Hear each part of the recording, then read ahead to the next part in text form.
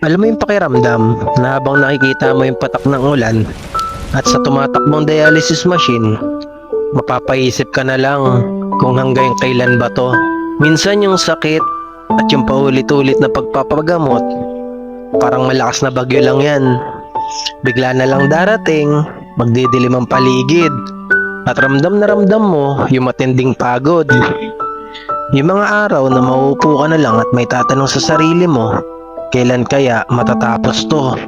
Pero isipin mo, tulad ng ulan na nagpapatubo sa mga halaman, yung bawat dialysis session, di yan katapusan. Dugtong yan ang buhay. Hindi yan para pahirapan ka lang, kundi para bigyan ka pa ng oras na makasama yung mga taong mahalaga sa'yo. Kaya kung pakiramdam mo ngayon nahihirapan ka na sa sarili mong bagyo, huwag kang susuko. Ilang naman yung makina yung gumagana sa mga oras na yan. Gumagana rin yung tapang mo at yung pagmamahal ng mga taong sumusuporta sa'yo. Matatapos din ang bagyo.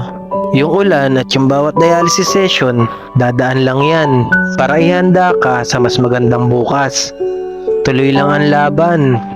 May pag-asa pagkatapos ng ulan. Laban lang, makakalakas. God bless.